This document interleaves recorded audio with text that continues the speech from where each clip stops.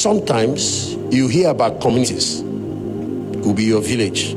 It could be certain other communities. The gospel has not reached there. So it's not like they heard the gospel. But you hear that there is a man that lived there. He was a righteous man. In the days when the communities were selling slaves, this man is one person that will stand against it. Do you know why Rahab, the harlot, and his family was saved? She was a bad girl, oh? Just because she protected Joshua's spies, 2 spies. You know why Lot and his family was delivered? They provided hospitality for those 2 angels. Initially, the angels didn't want to come. They sat in the street. The man went there and persuaded them to come into his house. And the Bible is teaching us the importance of hospitality.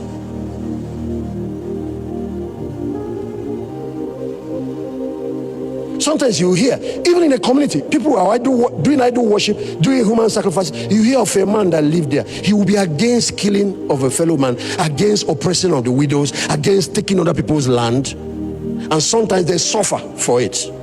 Because what their stand they are taking is counterculture. Sometimes they are treated in an unjust way. But they stand for their conscience. They live out like that, they die. The community has the record. Are there righteous men who lived on earth, even among people that have not heard the gospel? Yes. Is this the righteousness of God in Christ? No. Because all men born of Adam are sinners. And because it is not God's type of righteousness, God in his justice will not put them in hell, they put them in Hades. This is what they now call the meat of the word. That's why I had to ask God whether I should even touch or not, so that I don't create confusion for some of you. Because it's not everything you know that you are supposed to teach. Look at Cornelius. They say he was a righteous man, a devout. He was a Roman centurion, a soldier, somebody that feared God, gave much alms. Heaven recognized him, but on earth he wasn't saved. Now, the opportunity came for him to be saved because Christ had died and the gospel was here. But there are many communities that the gospel... Okay, when did the gospel come to us in Africa? 18 something. What about all the people that have been living here for the past 6,000 years? Are there 1 or 2 righteous people like Cornelius? Yes. So you see, in the case of Cornelius, Peter was available. God brought an angel, connected into Peter to bring him salvation. Now, in the case of these people, what they do is they remove them, because Hades is for natural men. It's not for recreated men. When you're born again, your home is heaven. To be absent from the earth is to be present from the Lord. I have created clarification, but I have also created confusion. So I'm going to clear that confusion. I'm a teacher. I have the office of a teacher. My office destroys doubt, confusion, and brings clarity and understanding. So how does God judge such people? Since you can't judge them with the gospel, how does he judge them? The Bible explains to us how he does it. You see, Romans chapter 1, show it to them. He that sins outside the law is judged outside the law. He that sins within the law is judged by the law. These people don't know about the 10 commandments, but yet there is a standard God uses to judge them, and he explains it to us there. Please fast. He said, for he is not a Jew who is one outwardly. He is a Jew who is one inwardly. Watch. For as many as have sinned without the law shall also be perished without the law. As many as have sinned in the law. Why don't you start from verse 10 so he can make it a little clearer for them? 11. Okay. There is no respect of person. Verse 12. He that has sinned without the law will perish without the law. So unbelievers, whether you heard the teachings or not, but you misbehave, you will also perish.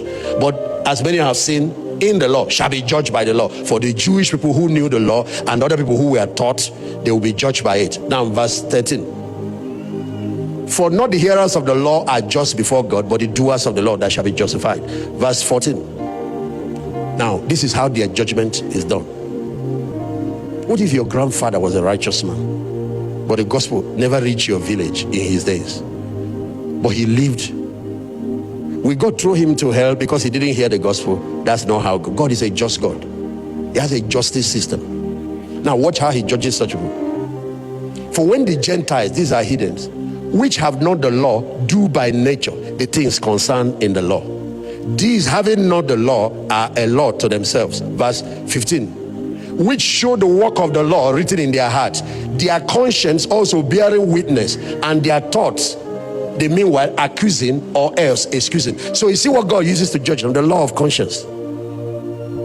Even though you haven't heard the gospel, why did you kill that woman? Does your conscience not let you know that if it is you that is in the receiving end, that is evil? Why did you do it to another person?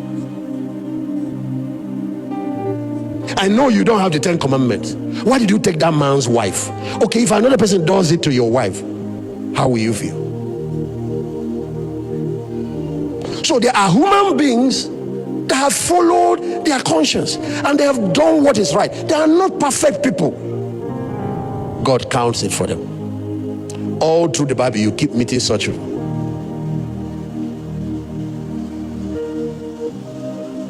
Do you know that there was a man that trained Moses, Jethro by name? Do you know that man was not a Jew? He was from Midian. Yet he was a priest and not a demonic priest. And God sent Moses to him to mentor him for 40 years. Yes, discipled Moses. Taught him administration, taught him many things. Yet he was a heathen.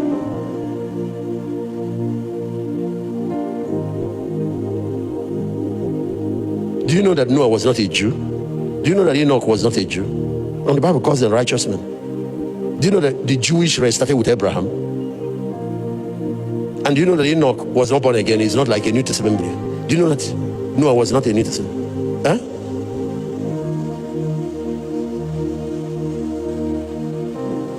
The same way God saved him from the flood, that's how he saved them from damnation.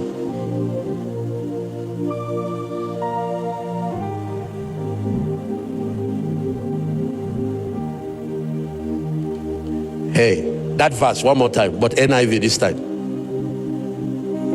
NIV this time, verse 13. Verse 12.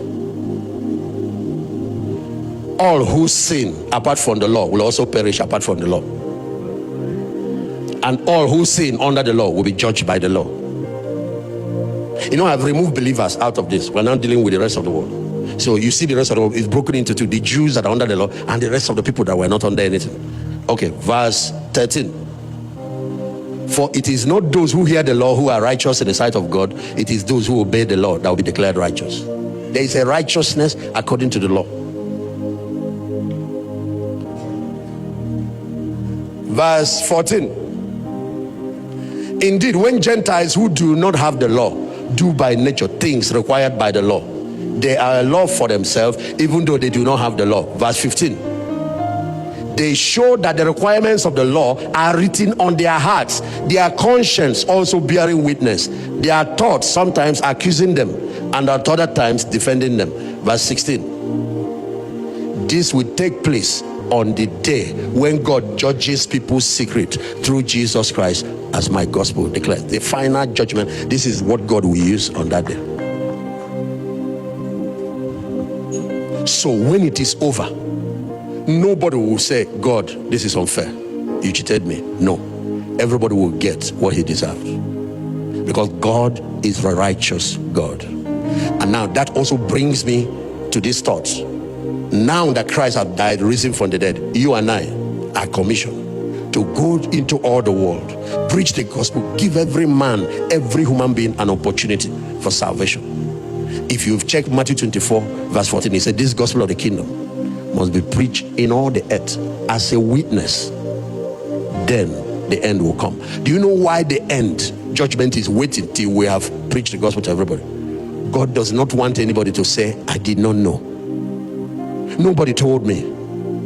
That's why the Bible said, preach it, show it to them into all the world as what? A testimony. Show them King James. That testimony means as what? A witness. Because on the day of judgment, that is the issue that will be brought to court. You had the opportunity, you were shown what Christ did. You could have accepted, repented, turned away from your sin, but you refused. Now you have no second chance.